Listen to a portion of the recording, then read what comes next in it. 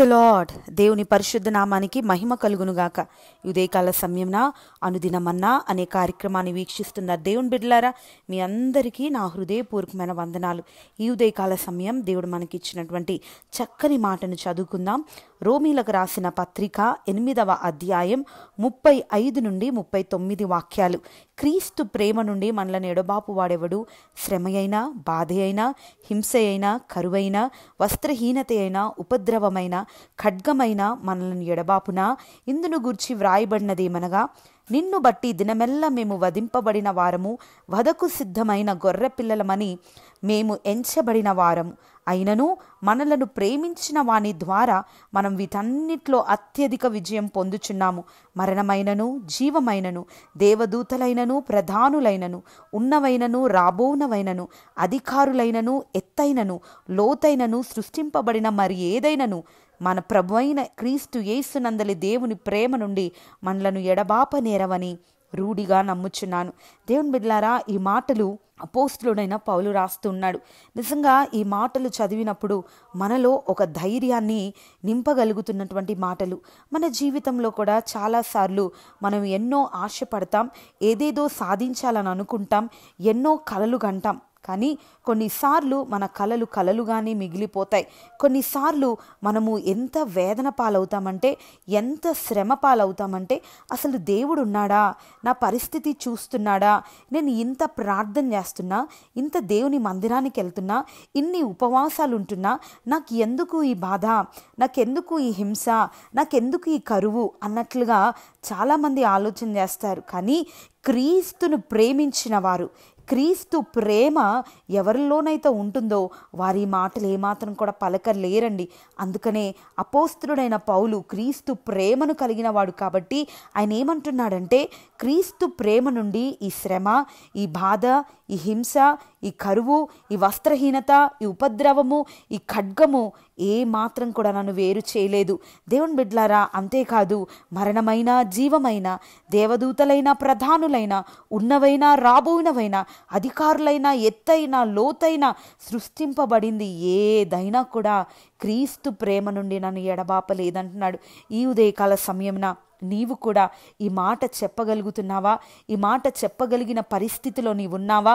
ఈ మాట నువ్వు చెప్పగలగాలి అనంటే, క్రీస్తు ప్రేమ నుండి నువ్వు వెడలిపోకుండా ఉండాలి అనంటే, నీవు దేవుణ్ణి ప్రేమించిన వాడవుగా కనబడాలి. దేవుని బిడ్డలారా, నువ్వు దేవుణ్ణి ప్రేమించిన వాడివైతే ఏది నీకు సంభవించినా వాటన్నిటిలో క్రీస్తు ప్రేమ నీకు అత్యధికమైన విజయాన్ని కలిగించబోతుంది. అందుకనే 37వ వాక్యంలో, మనలను ప్రేమించిన వాని ద్వారా మనము వీటన్నిటిలో అత్యధిక విజయం పొందుచున్నాము.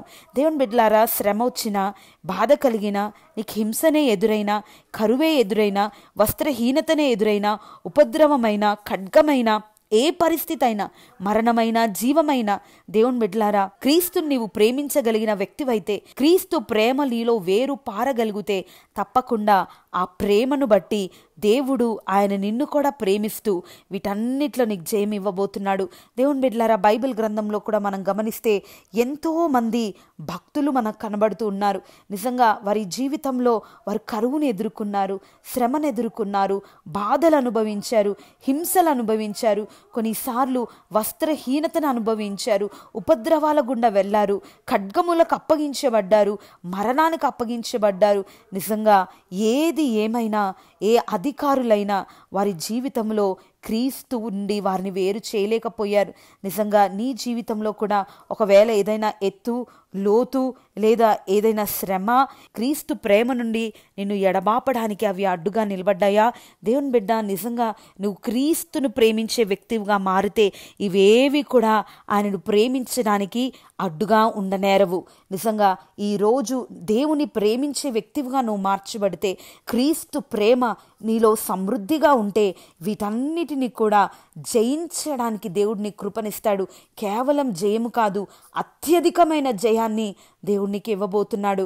మరి బైబిల్ గ్రంథంలో మనం గమనిస్తే ఏలియా, ఎలీషా, దావీదు, మోషే, ఈ విధంగా ఎంతో మంది ఉన్నారండి. దానియేలు, షద్రక్, మేషక్, అబేద్నెగోలు, ఎజ్రా, నెహెమ్యా, యెషయా, ఇర్మియా, ఈ విధంగా చెప్పుకుంటూ వెళ్తే అందరూ భక్తులు కూడా ఏదో ఒక కాలాన వీటిని ఎదుర్కోవాల్సిన పరిస్థితి వచ్చింది. వారి జీవిత పయనంలో ఏదో ఒక సందర్భాన వారు శ్రమకు, కరువుకు, వస్త్రహీనతకు, హింసకు గురవ్వాల్సి వచ్చింది. కానీ ఇవేవి కూడా వారిని క్రీస్తు ప్రేమ నుండి ఎడబాపలేకపోయాయి. ఎందుకంటే వారు క్రీస్తును ప్రేమించారు, క్రీస్తు ప్రేమకు పాత్రులుగా మార్చబడ్డారు. ఈరోజు నువ్వు నిజంగా క్రీస్తును ప్రేమించే వ్యక్తివైతే, నిజంగా క్రీస్తు కొరకు జీవించే వ్యక్తివైతే ఇవేవి కూడా ఎంత మాత్రం కూడా క్రీస్తు ప్రేమ నుండి నిన్ను దూరం చేయవండి. చాలామంది ఈ రోజుల్లో మనం గమనిస్తే చిన్న శ్రమ రాగానే, చిన్న వ్యాధి రాగానే, చిన్న కరువు రాగానే,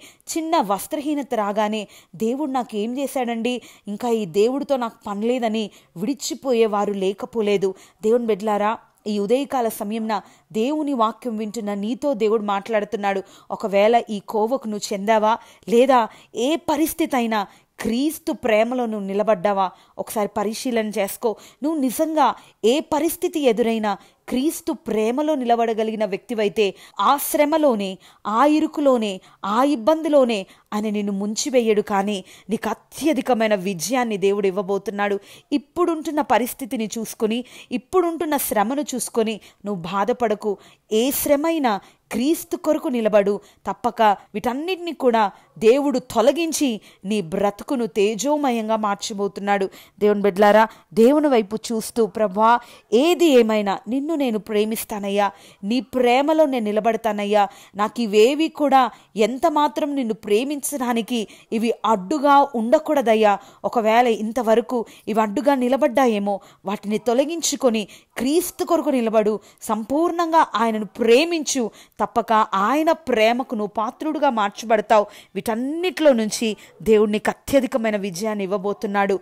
ప్రార్థన. ప్రేమ కలిగిన దేవా, పరిశుద్ధుడా, మీకు స్తోత్రములు తండ్రి. ఈ ఉదయకాల సమయంన ప్రభువా పౌలు అంటున్నాడు, శ్రమ అయినా, కరువైనా, ఖడ్గమైనా, బాధ అయినా, హింస అయినా, వస్త్రహీనతైనా, ఉపద్రవమైన ఏది కూడా క్రీస్తు ప్రేమ నుండి మమ్మల్ని ఎడబాపలేదని. ఇదిగో ప్రభువా, ఉన్నవైనా, రాబోనవైనా, మరణమైన, జీవమైన, దేవదూతలైన, ప్రధానులైన ఏవి కూడా క్రీస్తు ప్రేమ నుండి ఎడబాపలేవని చెప్పినట్లుగా ఉదయకాల సమయంన ప్రభా ఎంతమంది అయితే మీ ప్రేమలో నిలబడాలనుకుంటున్నారో, ఎంతమంది అయితే మీ ప్రేమ కొరకు జీవించాలనుకుంటున్నారో వారందరినీ కూడా మీ ప్రేమలో స్థిరపరిచి అయ్యా మీ ప్రేమకు పాత్రులుగా మార్చి వారి జీవితంలో అత్యధికమైన విజయాన్ని ఇవ్వమని కోరుతూ యేసు నామాన్ని అడిగి వేడుచున్నాను తండ్రి. ఆమెన్.